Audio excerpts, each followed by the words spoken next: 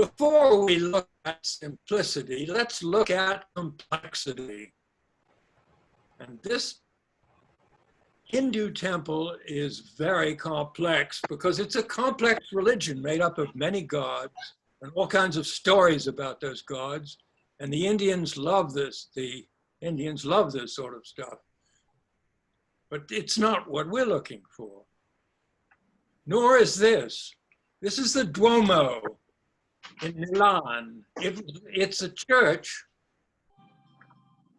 built over a period of 400 years and reflecting all the style changes which occurred during those 400 years, so that you get, what is rather a mishmash, a very complex facade.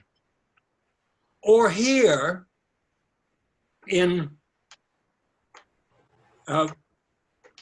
Christ's Church, Oxford, late Gothic, where the architects have become so clever at their vaults, they're capable of this extraordinary sort of filigree arrangement. But again, the complexity, not the simplicity we're looking for. And finally, Antonio Gaudi's Sagrada Familia in Barcelona. Dear old Gaudi had so many ideas and he had to incorporate them all into his church. And in fact, his church isn't even finished. He's been dead over 100 years, but the church continues to be built and may never be finished. Now, by contrast, let's look at simplicity. And what could be simpler than an Amish quilt and the patterns on an Amish quilt? This is the cover of a book by a friend of mine. She fell in love with this Amish quilt that you see here. It's all made of squares. It's just a square, very simple to make. She's rotated the squares at 45 degrees to give variety to it, just as this other example of an Amish quilt.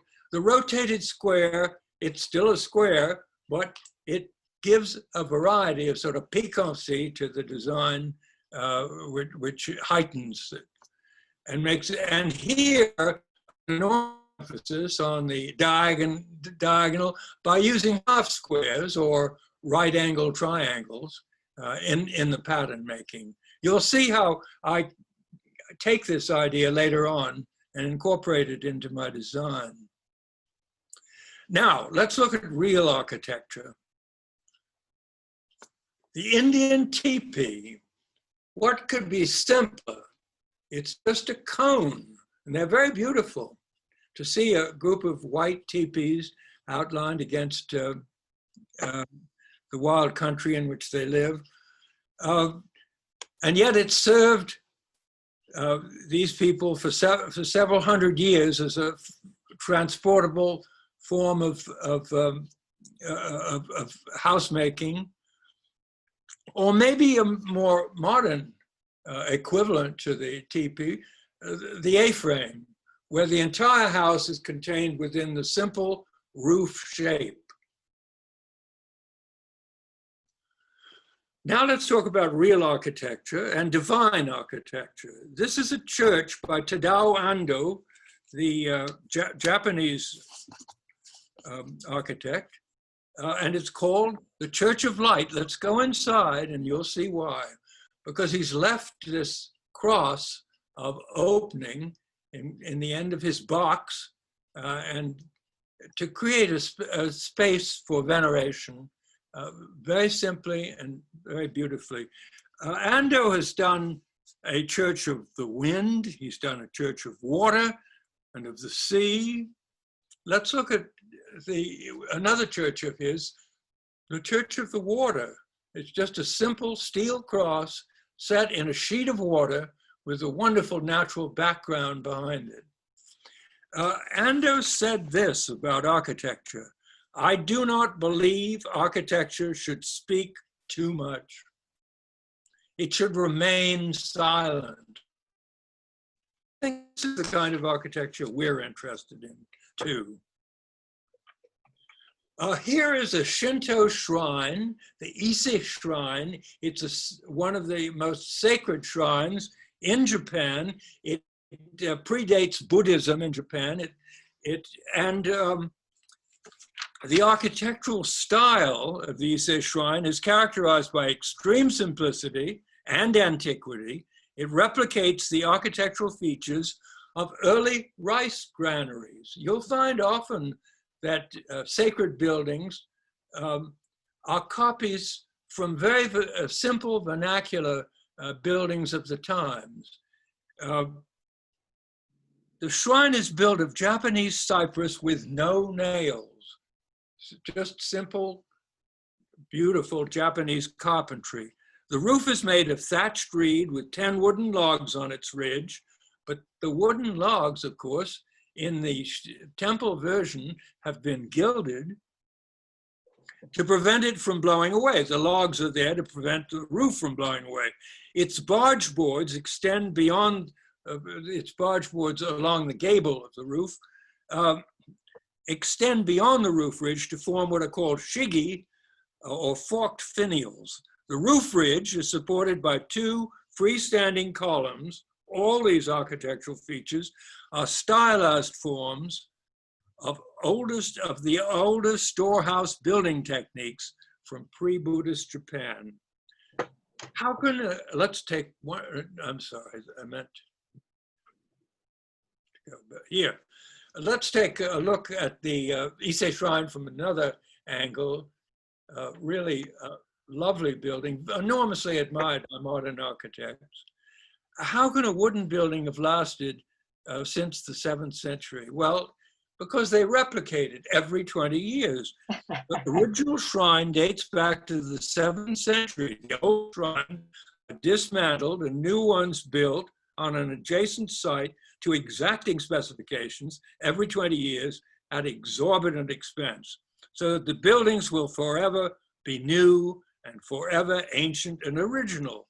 The present building, dating from 2013, is the 62nd iteration, and it will be replaced in 2033. And here you see the older building on the right, somewhat blackened by time, and replaced by a brand new one on the left.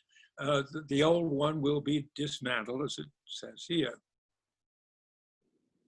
And let's contrast that then with a stone building, the Parthenon in Athens.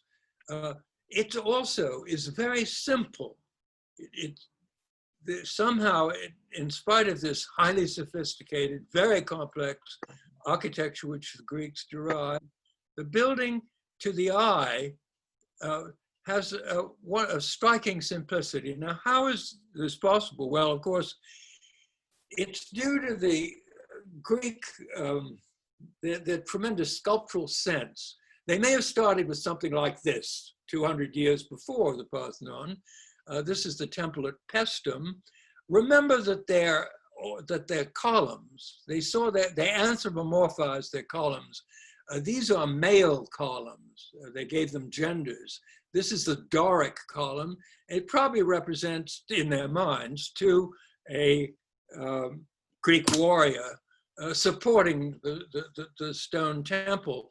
Gradually, these had to be tamed and refined I wanted to show you the other gender of columns. They had 3 orders. The Doric you just looked at. On the left, you see the Ionic order, which to them represented a mature woman. It's a female column. And on the right, a young maid with her lithe body and a beautiful hairdo. This is the Corinthian column. And a last look at do you realize that there's hardly a straight line in what you're looking at? They were so fastidious in how they treated things visually, they made optical corrections for everything, such as the columns at the corners are closer to each other than the columns in the center, because the light, which you can see at the corners, tends to etch away the space and make the openings.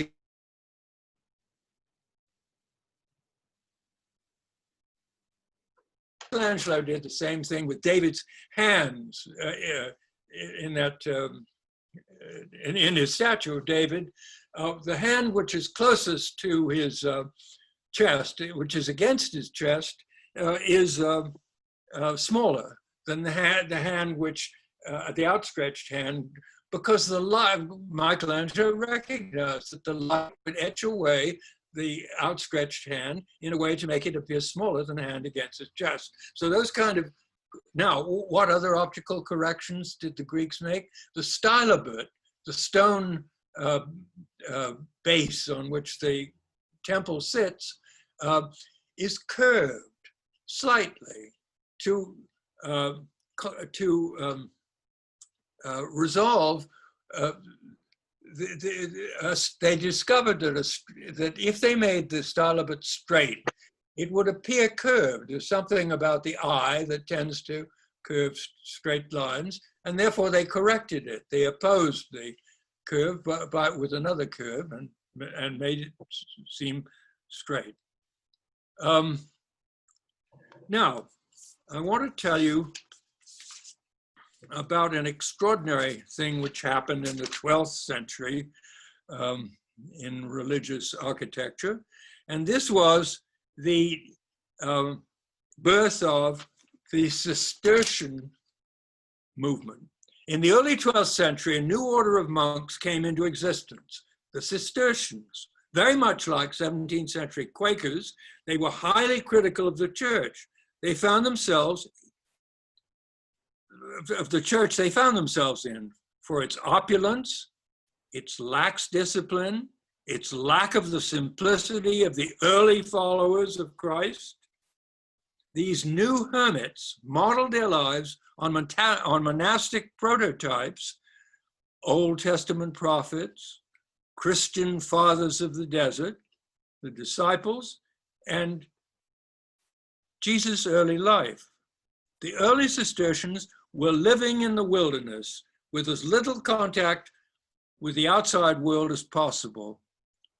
Given a small plot of land south of Dijon, swampy, densely forested, almost uninhabitable, this small group of men began a new monastic experiment, which was to initiate and popularize a new kind of material space in the church. An architecture of austerity, simplicity, and grandeur. Now comes into existence an extraordinary man. He's the third Cistercian abbot, and his name is Bernard de Clairvaux, C-L-A-I-R-V-A-U-X. He's a nobleman by birth, and he's steeped in the traditions of knighthood and chivalry. Bernard presents the newly formed Knights Templar. He invents this new order, the Knights Templar, which is an amalgamation of ideals of knighthood and monasticism. He combines them both with their first set of rules in 1130. He creates the foundation of the chivalric tradition. So everything, because we as boys or girls thought about knights rescuing fair damsels and everything, are due directly to Bernard's invention here. Because prior to this, knights were just sort of rude men in armor, warriors, not much else. Chivalry is an ideal. Everything associated with chivalry can be ascribed to the Knights Templar concept of Clairvaux, just one of his accomplishments. Bernard is highly critical of the church architecture of his day.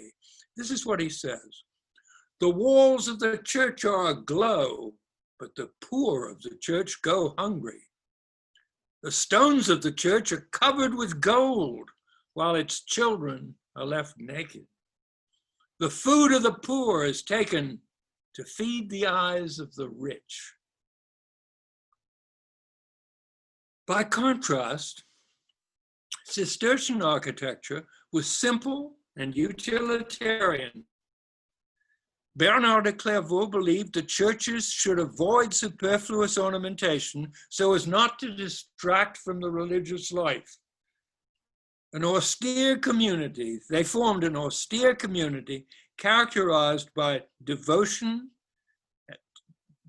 humility, and rigid discipline, which restricted their use of art.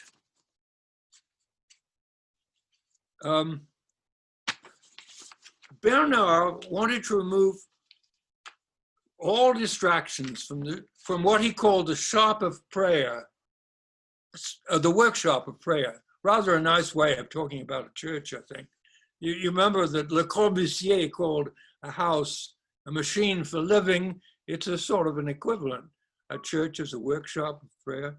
The functional austerity of the Cistercian order should offer no stimuli which could interfere with contemplation. So you see it, severe or white architecture. The insistence on poverty and simplicity in Cistercian buildings eliminated unnecessary ornament, giving it a dignity, an elegance, and serenity, an air of stability, firmness, immobility, and purity of design. The church is emptied of worldly visual cues. And the monks' attention is focused on space itself. The material space, light and simplicity, point beyond themselves to an immaterial reality and aid theoretically, practically, and experientially in a mystical union. The Cistercian spirit of simplicity, prohibition of all sculpture and painting. Bernard says, when the attention is diverted by such things, the fruit of a good meditation is often lost. No colored glass, no murals, no mosaics, and no luxury of dress, silk, fur, only white vestments. Cistercians wore undyed woolen habits and were hence called white monks. Alberic, the second abbot, instead of donning the traditional black of the Benedictine monks, decided to wear undyed wool, and consequently, the white monks were born and the white nuns.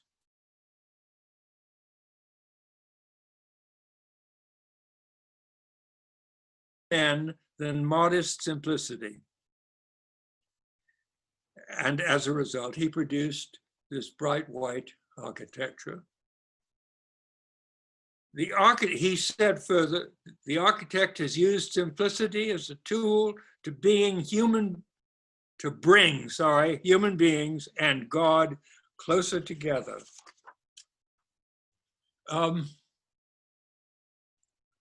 Here's an example of a modern Cistercian abbey.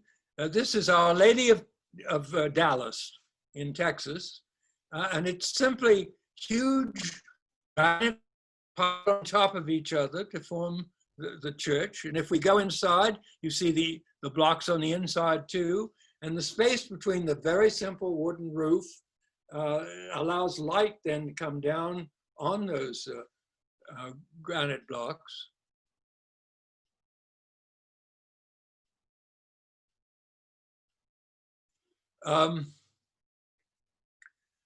So much for simplicity. Now let's talk about light.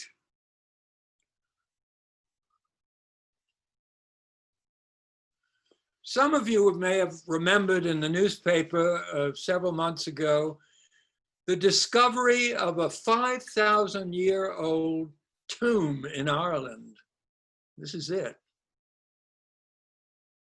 What's extraordinary about it is that it's made of huge stones, very similar to Stonehenge. So they were obviously moved with enormous effort to bury a most important man, presumably a king. They call him the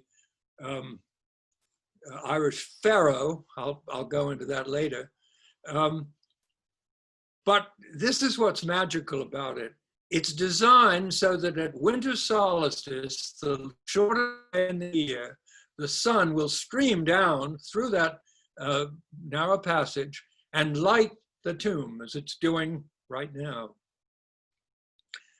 Here's a diagram which shows how that's done. You see the stones and the tomb at the end. In the pyramids, of course, the Pharaoh's pyramid is at the heart of the big stone mass, and a long passageway runs down to it, designed in such a way that at winter solstice, the sun travels all the way down, and the sunlight then hits Pharaoh's tomb. The Indians have done something like this. These are the Ajanta caves in India. These temples have been hewn out of that massive stone wall, which you see. And if we look at the central temple, you'll notice that above the simple doorway where you go in is a very large window whose purpose is to collect light and direct it down past these lines of columns to the object of veneration at the end, which is usually a simple geometric form of some kind. The pilgrim, the devout, is intended to walk down this columned walk to circumambulate around behind the object and come back. It's interesting that the Indians' idea of veneration is in movement. So many Indian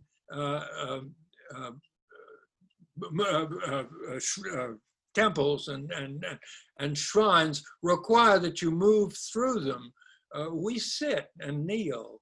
We're static by comparison. The Indian temples do the same thing. This is Khajuraho, again, seen from a different angle. The church we saw right at the beginning. Look at you can see the entrance on the right.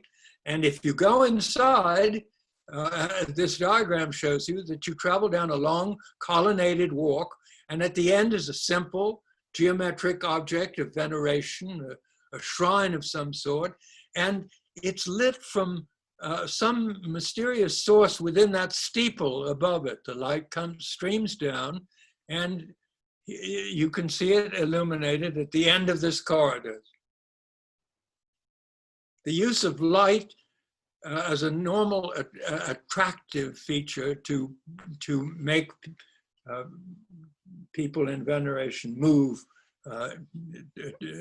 toward the venerated object. This is not sacred architecture, but I want to show it to you anyway. This is the palace or castle of François Ier, the famous French king,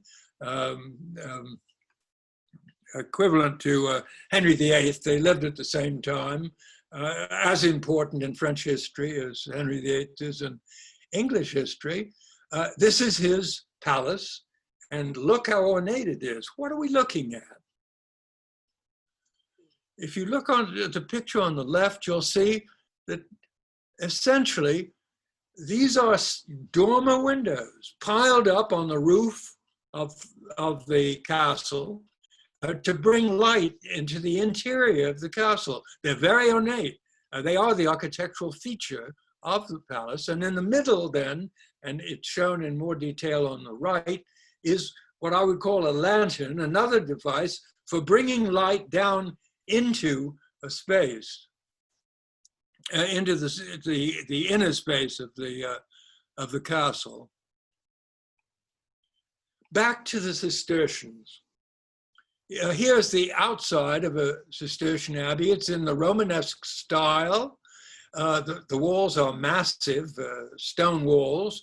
The clerestory windows, the windows at the second level, are rather small as a consequence, because the wall needs to be up there And you can see the inside of the church here. It's again in Romanesque style.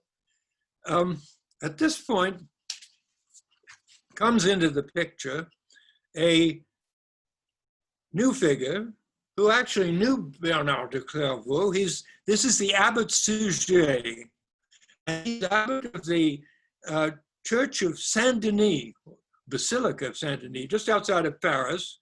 It's a 12th century, this is in the 12th century. It's the burial church of French monarchs, and Suger was very unhappy with it, and he was determined to make it over. Suger rebuilt Saint Denis with his fascination with light.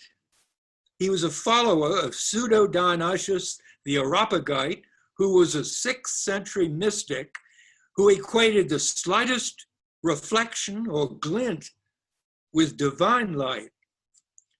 Suger carved in the nave of his church, "For bright is that which is brightly coupled with the bright, and bright is the noble edifice which is pervaded by the new light."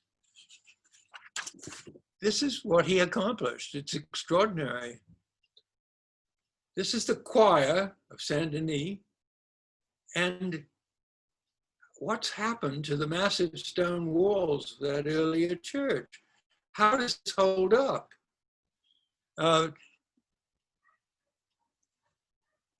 The innovations which you see here,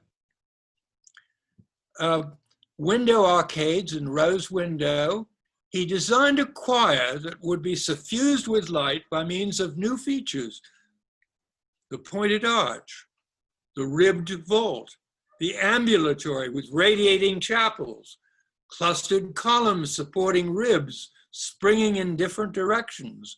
And this is how he did it. Let's go to the outside of the wall. He moved those solid walls so that they were perpendicular to the line of the windows and stood away from them. As you can see here, they still support the wall, but they don't obstruct the light. He invented Gothic architecture. This is really the first Gothic building. It has all the characteristics of what of the next 200 years of Gothic building.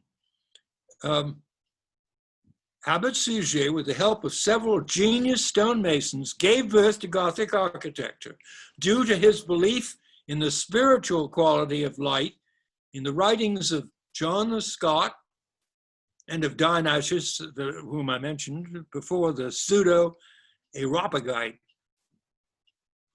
Light is the key aspect of the Cistercian church. At the most practical level, light was seen as an aid to contemplation. At a theological level, richness and meaning abound. It is with the material reality of light in the church space that one finds an architectural Cistercian Christology. Jesus, as light of the world, is a concept incorporated literally into the design of the church. Light is purity. Light is the love which does not insist on its own way. Light is justice, charity, and countless other metaphors which takes the monk to the heights of spiritual experience.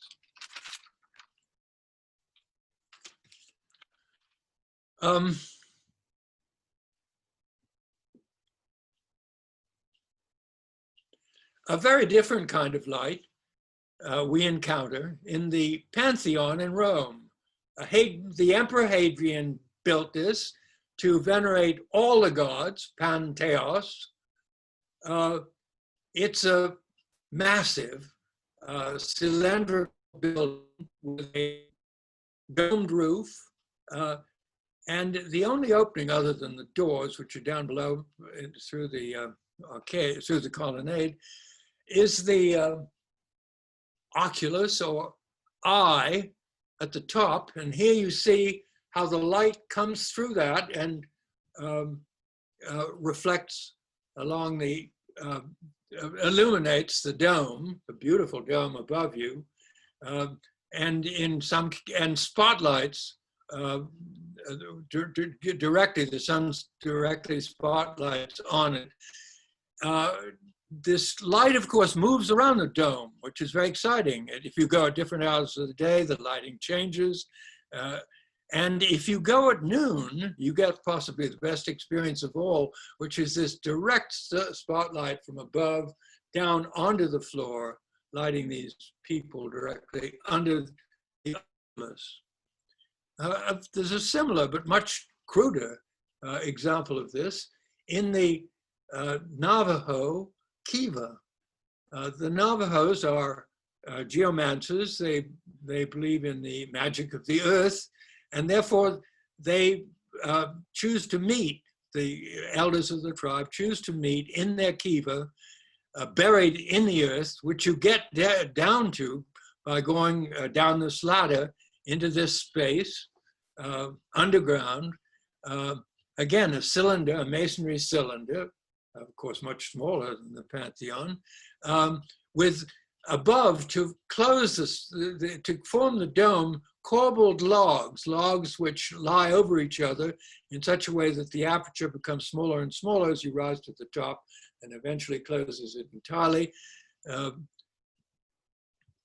And why do I compare it to the Pantheon? Well, for this reason, that the only source of light is the square opening that you come down into it. And of course, the direct sunlight then falls on the floor, just as you see here. Don't be frightened. This is Jesus Christ. This is the Shroud of Turin. It's the impression, which some people believe, was left on the cloth which covered Jesus after he died, which covered Jesus after he died.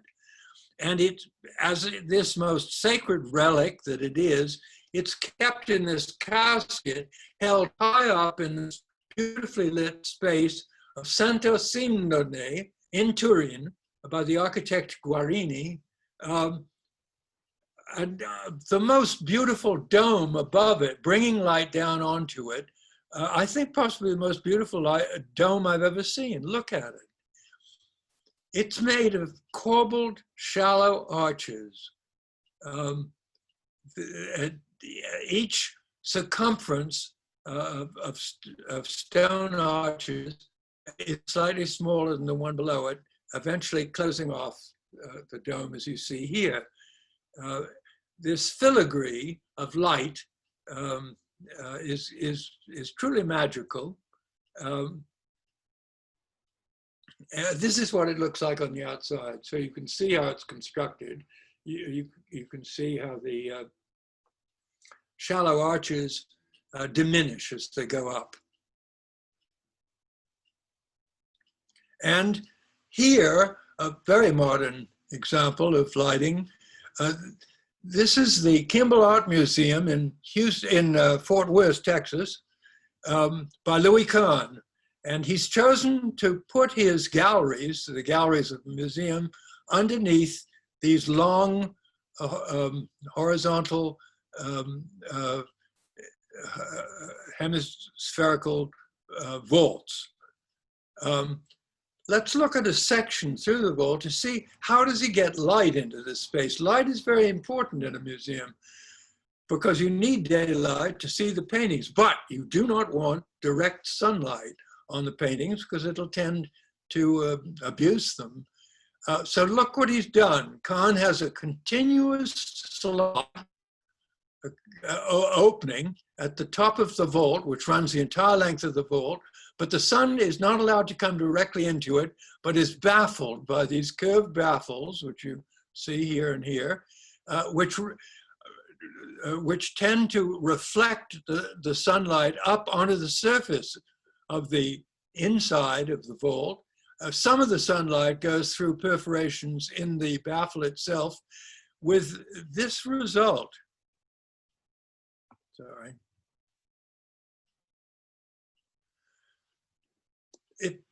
It really is magical what Kahn has done. The day I went, it was a beautiful day, bright sky, fleecy clouds. And every time a fleecy cloud passed over the sun, it was reflected on these vaults. The vaults became almost transparent. You almost had the feeling that you could see through the concrete and see the sky above it because of the beautiful distribution, indirect distribution of light on the vaults. And at last, a Quaker meeting, Live Oaks in outside of Houston, Texas. Members of this meeting for many years met in temporary spaces. They acquired 2 acres on which to build, and they brought this to the attention of the Arizona-based artist, James Turrell, who is a Quaker himself. Quaker fascinated by light. He saw the Live Oak Meeting House as an opportunity to combine his art and his religious faith by creating a workshop space for religious worship that would embody the Quaker belief in inner divinity, often spoken of as the light within. Let's go inside. And this is the space which he created. It's a very simple, a rectangular space with wooden benches in it that he copied from traditional Quaker models, and a vaulted ceiling above into which he put an aperture so that you actually can look directly out, so that the sky comes directly into the space. Now,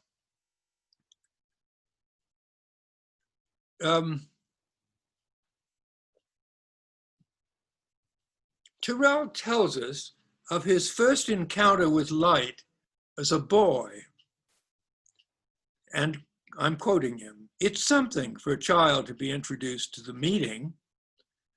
There is this time when you no longer are in first day school, but actually come and join the meeting. And my grandmother was trying to tell me what you did. So her explanation to me was, you went inside to greet the light.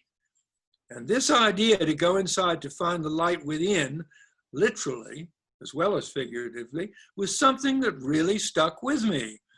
I want to feel life physically. We are heliotropic. We also have a big psychological relation to light. Most spiritual experiences are described with a vocabulary of light. So for me, this quality to feel light exists." He goes on, George Fox talked about light both in literal and figurative or allegorical sense. A lot of it is in the revelation, which is light, as in a bright idea can light. But it always says this image of light. I was very interested in this literal look at it, actually greeting the light that you find in meditation. I think that that's why I just express it that way. Let's look at it a bit more. In the late afternoon, this will occur, of course. There'll be much less light in the room itself, and by contrast to the sky above.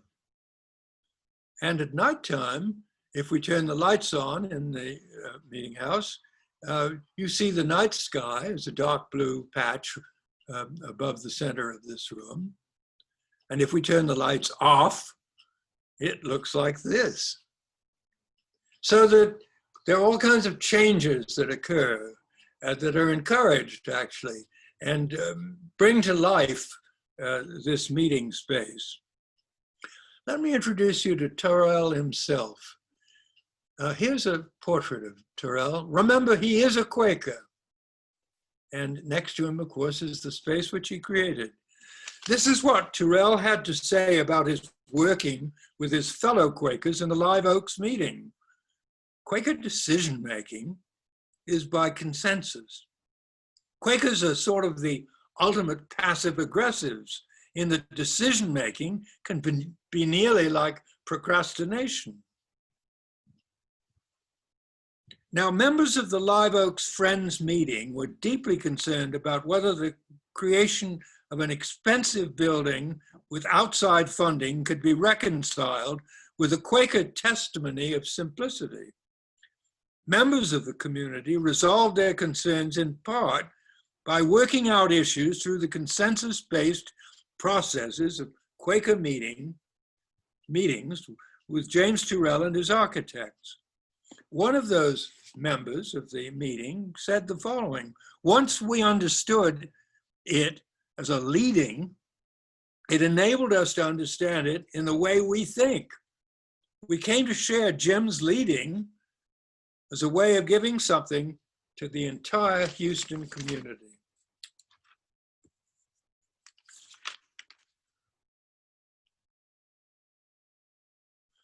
Let's now look at traditional Quaker meeting houses, and let's look at a few Quakers.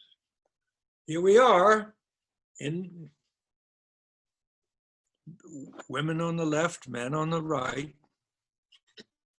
And here a lovely quotation from Isaiah Hicks. What are the characteristics of a Friends meeting house? Comfort, quietness, simplicity. Lovely. Let's look at them. This is 1764, the oblong Quaker meeting house in New York of 1764, as I said. A simple, all of these examples will be a simple rectangle of shakers, shakes on the roof and on the building side, the symmetrically placed windows. Here, from 1842, in Adams, Massachusetts,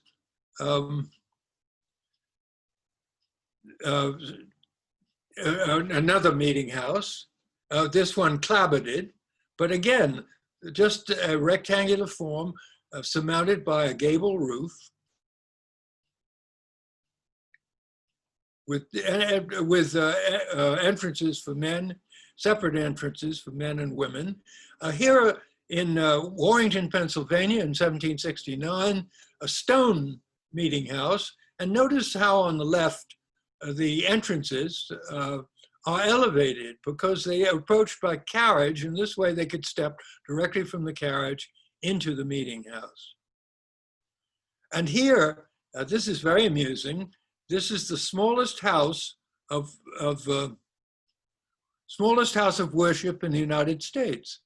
It's a meeting house, very small meeting house, in Odessa. It's the Appoquinimink meeting. It measures 20 feet by 22 feet. But exactly the same simple rectangular form surmounted by a gable roof. And here in a log cabin form, Slabtown Meeting House of Catawissa, Pennsylvania, 1789. And the last one I'll show you, this is classic, a beautiful brick building with white shutters and white window trim, completely symmetrical, and entrances for women and entrance for the men, a graveyard behind. Let's look on the inside. This is the old Quaker meeting house in Flushing, Queens of 1694. Here's what I really want to show you.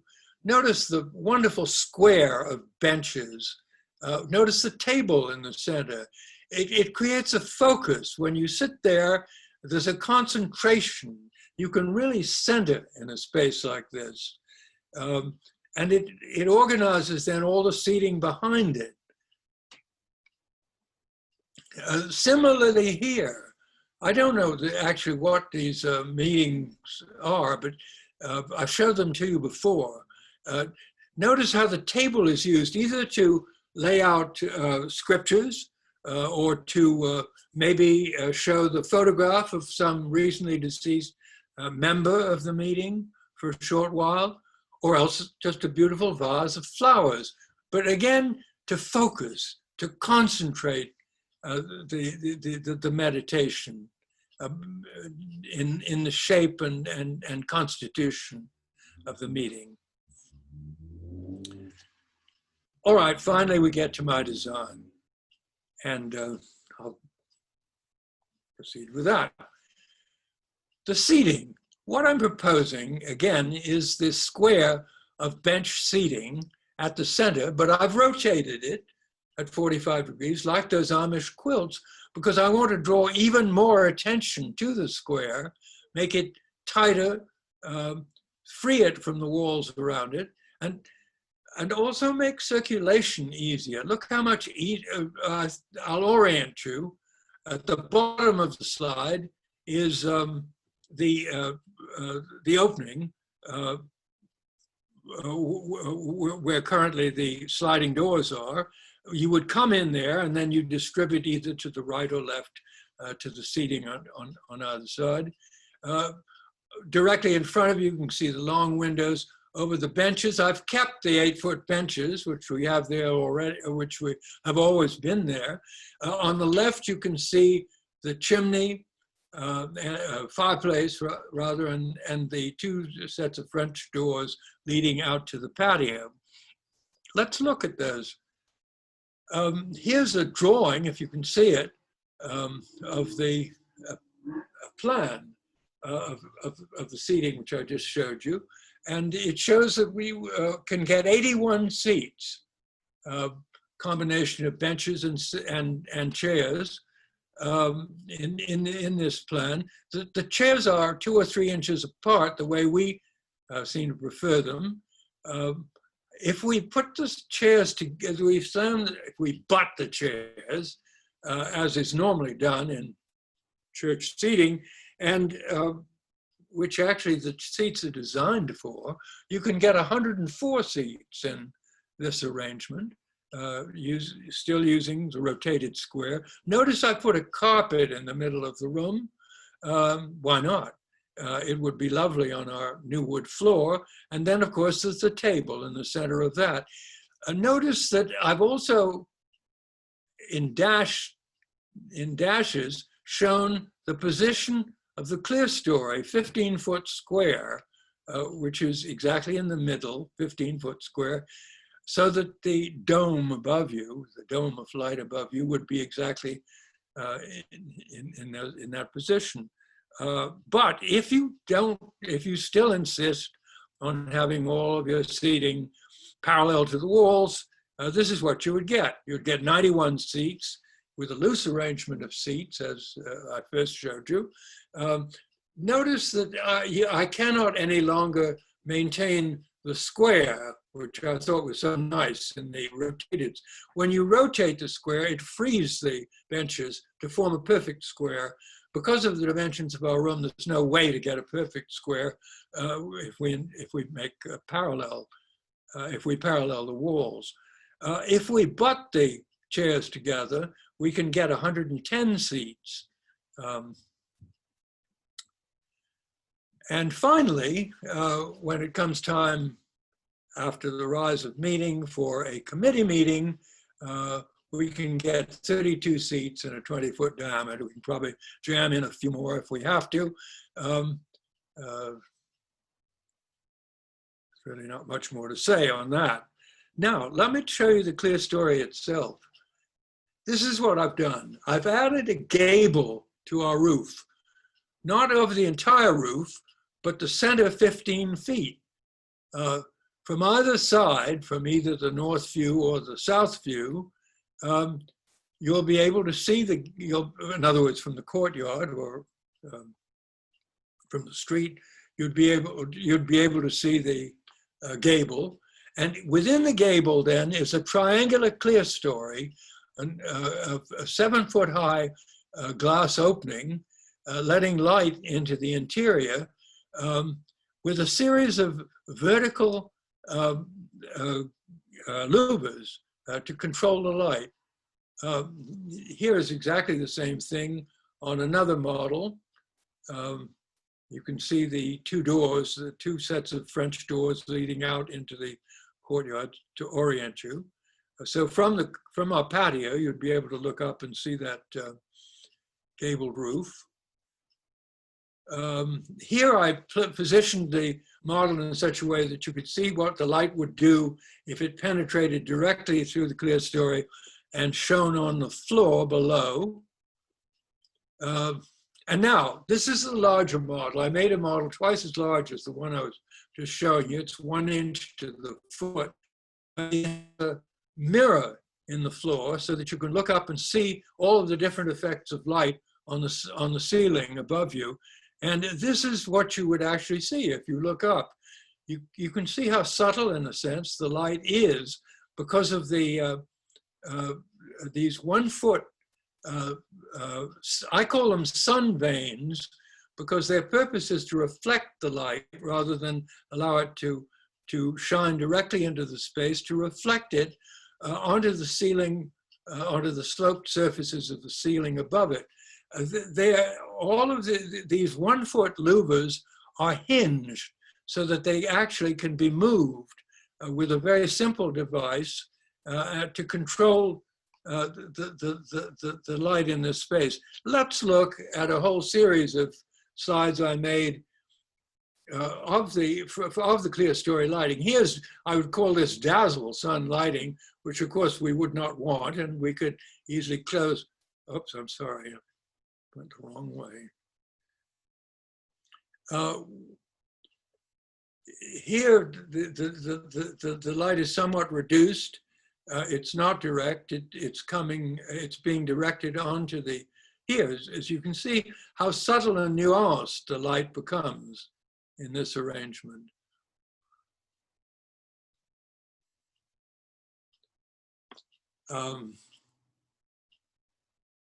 The light is, of course, in this case, off to the left, the sunlight is. It reflects off the edges of the sun vanes in both directions, actually, onto the sloped surface of the ceiling above it.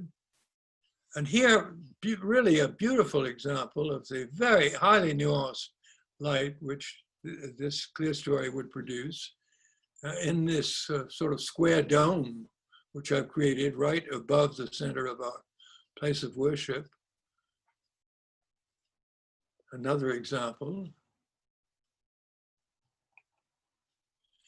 And maybe not a midnight view, a nighttime view, where you see the night sky and the moon itself reflecting on the sun vanes. Here, the direct sunshine shining on the sun vanes, lighting the space. You can see light coming in from both sides here.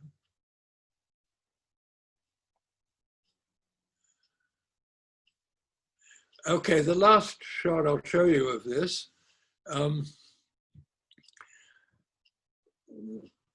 As I said, the sun vanes are hinged and actually can fold back flat.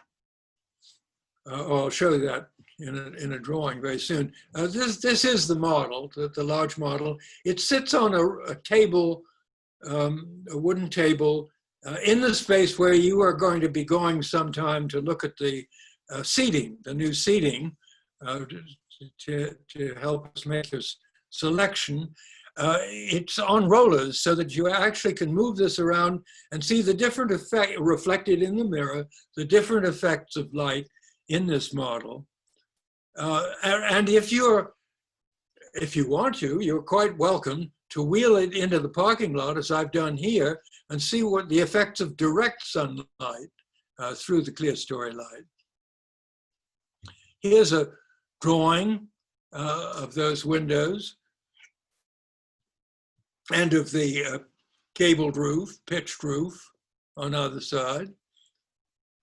And if you can read this architectural drawing, it actually shows the sun vanes slammed shut against the glass so that no light can come in, and so no light can come in through the clear story.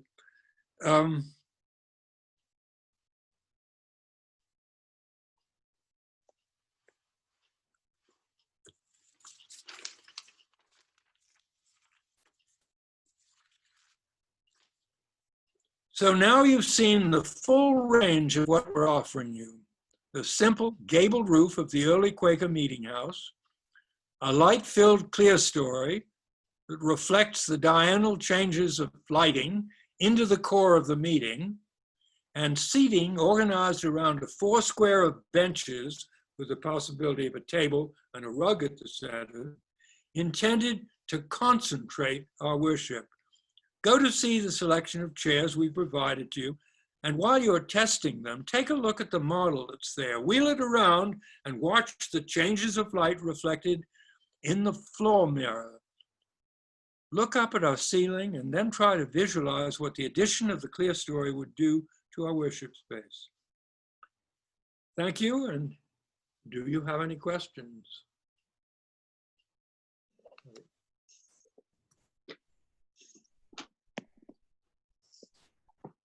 No, I'm trying to get out of this. How do I get it off? Oh, I know. I know.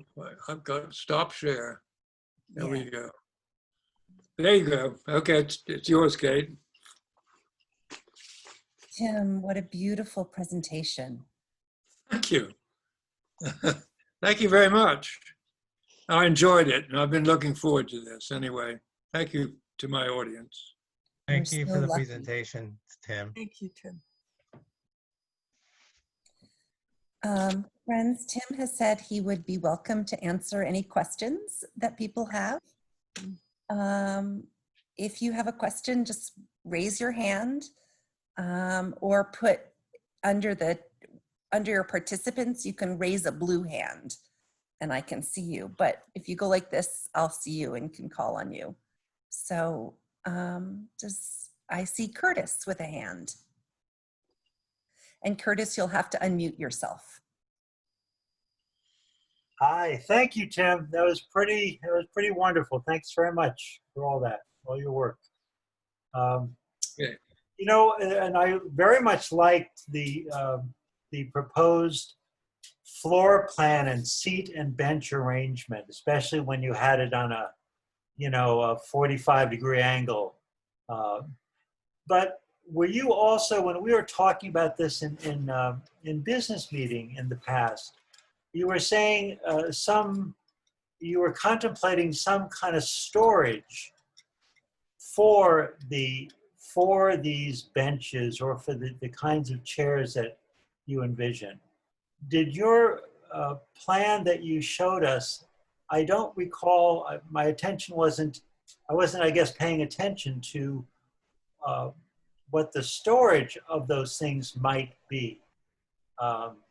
And did we see that already, or was that not included in the model that you did prepare? Curtis, it's a very good question, and I totally omitted showing the storage because of time, really. But I would be glad to go back to all four of those seating plans showed storage, and it showed quantities of storage. I'm trying to think, we could, if you wanted to take the time right now, we could go back to them and I could show you in detail on the drawings, the storage. Thank you. I think that's fine. I think that's something maybe for a later time.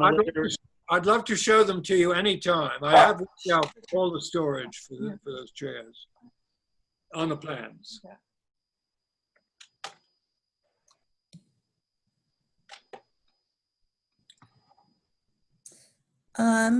Beatrice Amadown. Hi, I just unmuted myself. Tim, that was one of the most magnificent presentations, so informative, so interesting. I thank you so much. And the way you spoke about really the metaphorical parts of what light is was magnificently written and shared. So I'm thanking you so much for this. Thank you, Bea.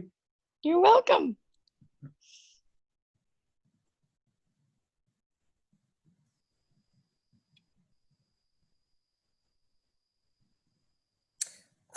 Carol.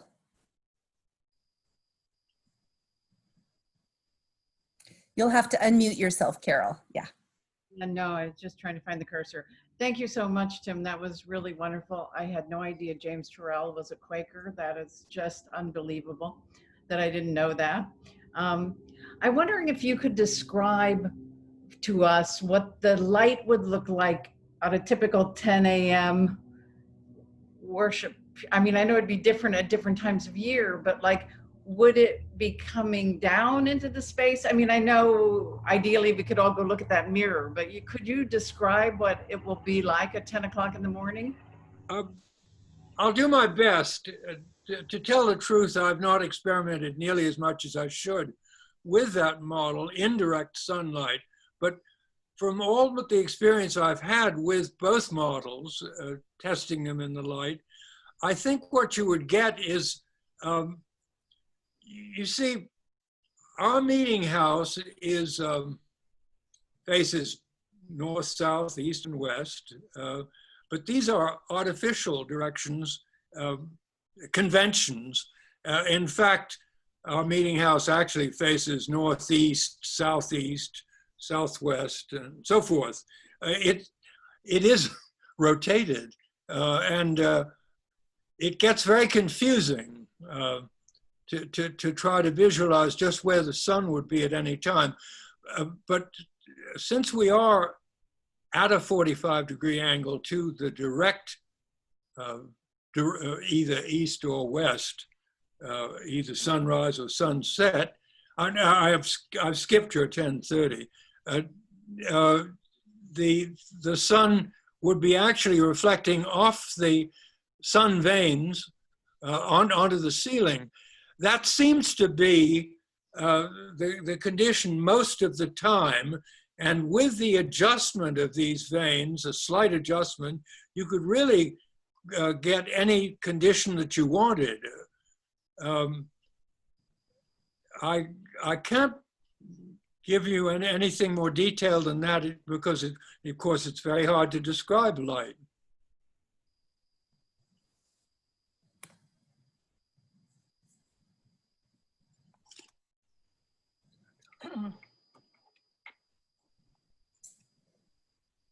I'm looking for people's hands, but if I'm not seeing you, just, oh, Maggie.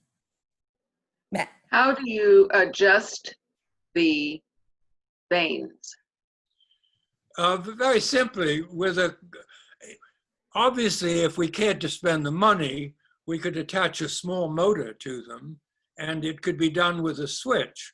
But failing that, by simply reaching up and pulling on a cord that's attached to a long stick, the end of which picks up the ends of each of those sun veins. You could simply pull it in one direction or pull it in the other direction and either open or close them. Did you understand that at all, Maggie? It really, when you think about it, imagine a stick which runs under all of the sun veins, and but it's not fixed attachment, it's a rotated attachment. If you pull on one end of the stick, you're going to close the sun veins. If you pull on the other end of the stick, you're going to open them. That's basically the system. Kathleen, did I see your hand up? Kathleen Lozier? I'm really thrilled by the planning and the entrance of light into our meeting and the sense of spaciousness, the opening up of the meeting house to the light is, I'm just so impressed that we can do this. And the other thing that I keep thinking is that for the last 50 years, every rainy season, that roof has leaked. And if we have a gabled roof, solves the problem. Thank you. I hadn't thought of that, Kathleen. Oh, I have seen many a time when we've had to bring in fans and for days at a time to dry up the leaks that have, and the stains on the ceiling. It's just, we really need to fix that roof. And what a wonderful way to do it. Carol Hoffman.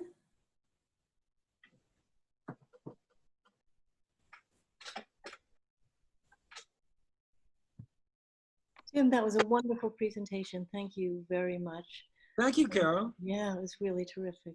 I just wanted to question what the goals were overall in terms of the light. Will it give a significant quantity more light? Is that what we're looking for, more light? Or are you looking to direct it in some way to illuminate some particular part of the meeting, or to kind of do something like magical, like we saw in some of the architectural wonders you showed us, where something special was illuminated? Well, hopefully, like the second, the model seems to indicate that the two sloped surfaces of the ceiling in this gable form, which meet at 45 degrees at the apex, would be wonderful surfaces to reflect light down into the space and right at the center of where we are, so that there'd be no shadows at the meeting. The device of the sun vanes, which are these 1 foot deep hinged, they're basically like very narrow doors, which can open or close, allow us to completely control the light, which I think is important. You're not going to get very much direct sunlight in through this system, as far as I can see. I suppose there's, like the 5,000-year-old tomb, there's a certain day of the year where the sun may come streaming in, and it may be a word from on high to us.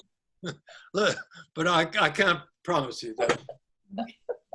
Thank you. Thank you. Kathy Forsman. You're muted. Kathy, you're muted. Kathy, You're muted. Oh, I'll have to mute myself again. Oh, I mute. Hold You're on, muted. Kathy, you're muted. Let me see if I can figure out how to unmute you.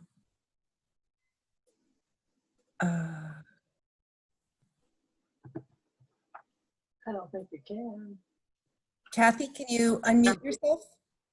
Catherine, Kate, you can, if you click on participants and then. Yep, she's unmuted. Awesome. Kathy, please repeat what you said. I'd love to hear. Oh, Tim, I am just overwhelmed, and want to thank you from the bottom of my heart for the gift that you've given us. I hope that our meeting realizes what an incredibly talented and important architect you are.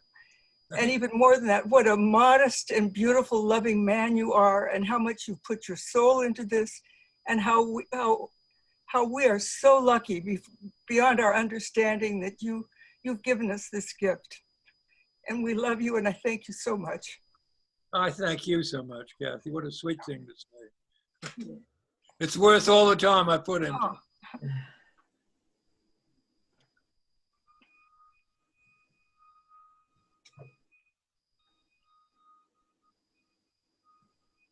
Hey. Rachel? Yes.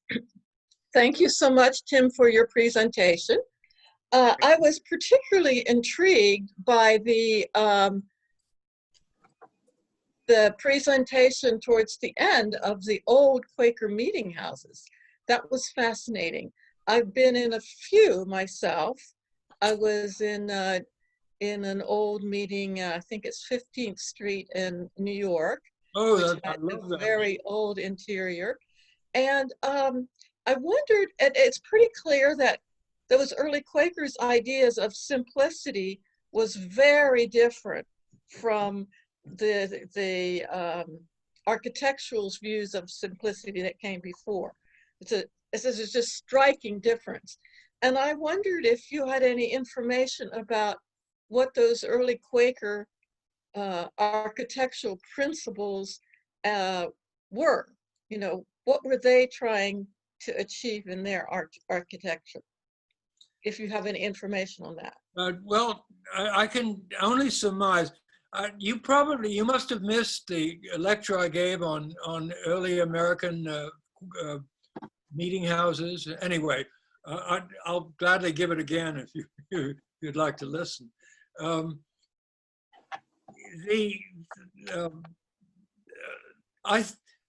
I think utilitarian probably is a good word to use here. The same word that Bernard de Clairvaux used for his interiors.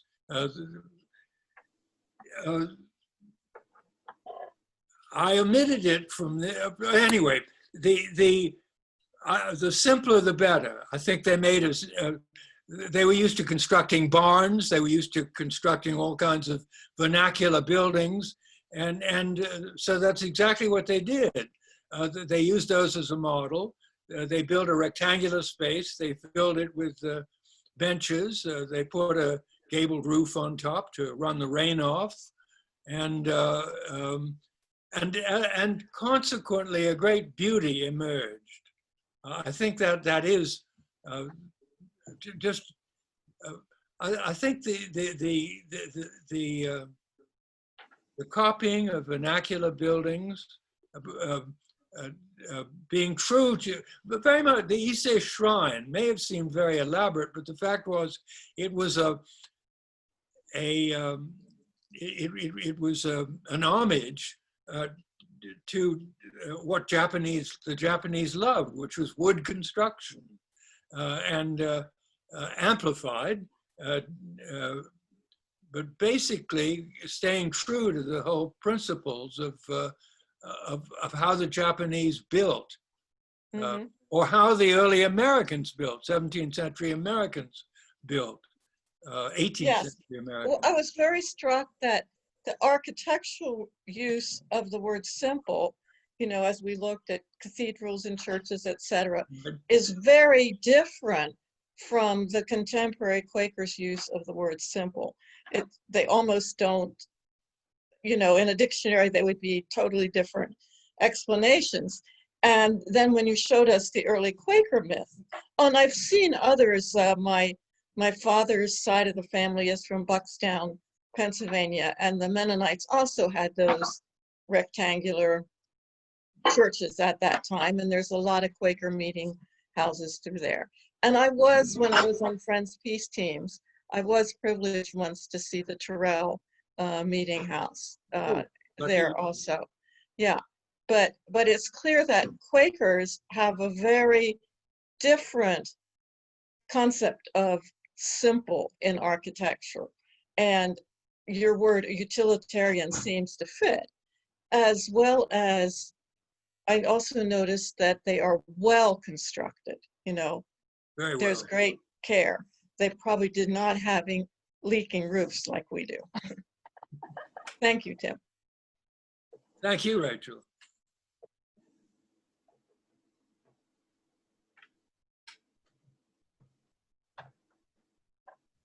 Anne Fuller.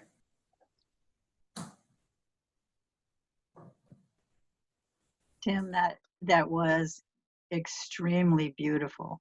I just loved looking at the light and with the actual light coming in through the clear stories. I wondered, I had two really different wonderings, and one of them is pretty simple. Where the light comes in through the veins, would that be affected by any of the trees or apartment buildings that are on both sides? Or are they they're far enough away, or? Undoubtedly, I can't project how they will affect. Undoubtedly, they will affect us in some way. I suppose I could actually take that model up on the roof. I'm not sure I'm ready to do that. That would be exciting. I've been up on that roof before, but that I obviously I think that there will be some interference, let's say, with daylight from surrounding buildings or trees. We'll just have to find out. I think there's still plenty of light up there, and that's all we need. Yeah, I think I didn't know about the veins before, and obviously you wouldn't be looking up at just a clear sight of what was around. Well, that's the whole secret of this clear story. It was when I discovered those veins that I realized that I had the design. They came late in the. I also had a different question about the arrangement of the seating. Right. And are you still thinking that coming in and out of the meeting would come through the library? Yes. Seems like that. Yeah. And then, where else? How else would we do it? I had imagined, without even laying it out, that we could kind of switch so that we would come in and out of the French doors and not, or we have some other solution than that narrow entrance by the kitchen or through the library where nobody actually does come in anymore. I feel like I'm introducing another problem. You're being very inventive. You're being very inventive. We would have to explore that. I assume that well, for a number of reasons, but that access to the worship space would always be through where it is right now, through those doors. But the other's certainly worth looking at. I haven't looked at that, I'm afraid. Thanks.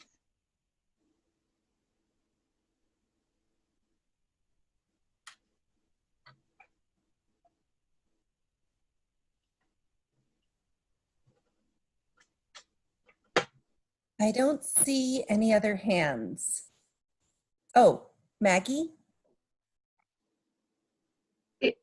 I may not understand the diagram, but it looked to me like there would be a part of the ceiling that would still be flat, and then there would be lifted up gables. I guess you could call them gables. Yeah. So what provisions can be made to allow for drainage so that that doesn't become like a moat, allowing more leakage surrounding the lifted portion of the ceiling? Well, it's certainly possible to improve our roof system. I didn't see the need to gable the entire roof because I wanted to create clear story lighting set in from the edge of the room to 15 feet apart.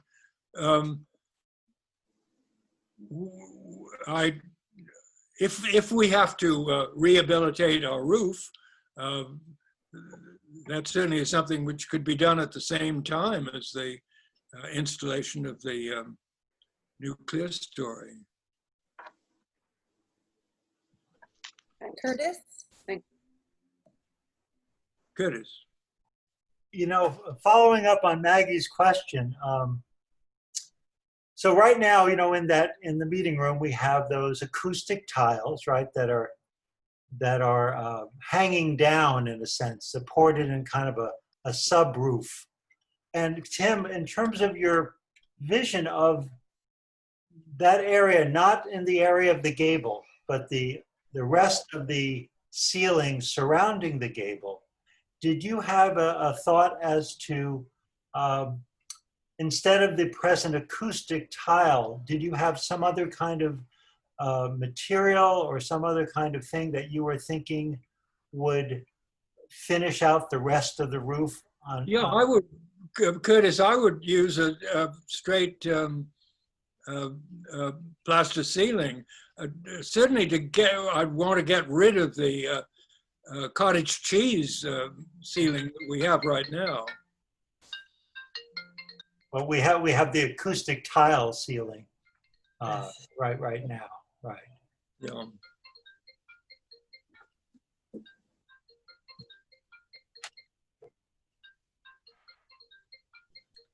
Are there any other, I'm just wanting to see if I don't see, oh. Beatrice, do you have your hand up again? Yeah. Yes, one more question. I hope you've recorded this. Have you? Yes, we've recorded this. Then how we can have access to that would be fantastic and share it. Thank you all so much. And just the word sun vein is magnificent, the whole presentation. So thank you. Thank you, Bea. So I think what we'll try to do is I'll talk with Anne and Emily, and maybe we can post it to our website. Anne, do you think that would work? And then people can just go to our website to, if they want to look at it. It's a lovely idea. No idea. I have to ask Emily. I think we will, maybe we can try and figure that out, but I think we'll put, and then we'll send links out if anybody who hasn't been here wants to see it.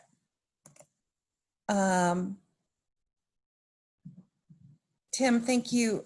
Thank you again. I think you've heard from everybody about how meaningful this has been. We will have our second listening session in 2 weeks at the same time on Saturday. I think it's the 15th. So House Committee will be thinking about how best to structure that listening session. Again, to get your feedback on these different ideas and whether there are other ideas that you think we should be considering in terms of keeping our meeting house beautiful and healthy. Kate? Yeah? I have a suggestion. I think it would be helpful if you sent the focus or the queries ahead of time, because it was clear the last time that as House Committee, you had a narrow focus and everybody came in thinking that it was a time for them to say all their views about this whole process. And, or you might have some way of having people send what their concerns are to you ahead so that you can organize, so that it's not, we're just all hopping around. Just an idea. Thank you. House Committee isn't going to meet until a couple days. Thank you. Let me think about how to do that. And in the meantime, I could send out an, if people have suggestions as for queries that we might consider, I think we'd welcome your suggestions as to what queries would be. And I can send out an email to that effect. Is there anybody else who has anything they want to say before we close? Donna? Before watching this, I think I was really in a mood to be touched, because as Tim was sharing these pictures of meeting houses, and before that, ancient places of worship in India and other places, I really felt like I could feel the prayers of people throughout the ages. I feel very moved by that. I'm so glad that we have this for many reasons for people. And then to bring it to the presence, I really feel very tearful and very grateful for everyone, and for Tim that he did that. He did this for us. Thank you, Donna. Well, Henry? I just want to thank you, Tim. It was a wonderful presentation. Thank you. Thank you very much, Henry. Well, friends, I hope to see you tomorrow in meeting for, oh, Judy Oman.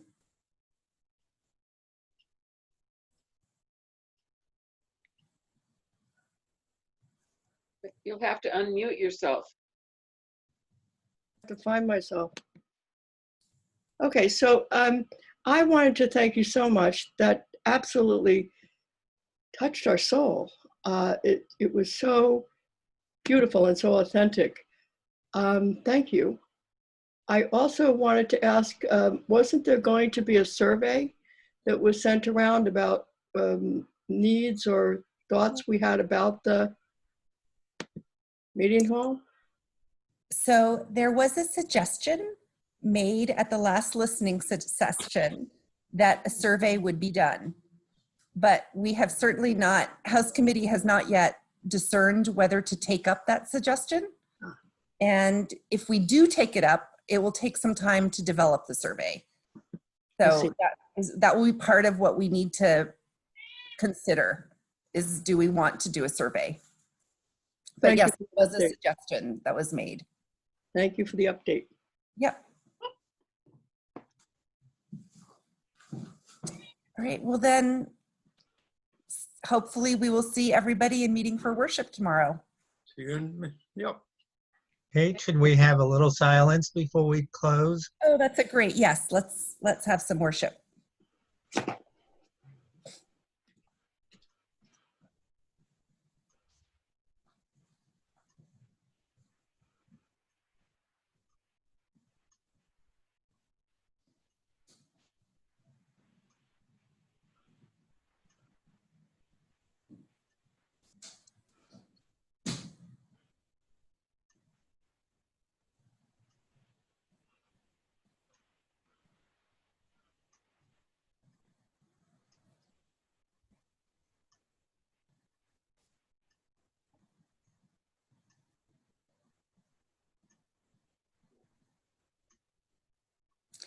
Thank you, friends. Thank you, Kate. Thank you, Kate, for facilitating this. Well, Yes. this is all, yes, thank you, Tim. Thank you, Tim. Thank you both. Thank you, everyone. Thank you for listening to me. Bye-bye. I'm afraid I might bore you. Absolutely beautiful. Thank you. Fantastic. Thank you.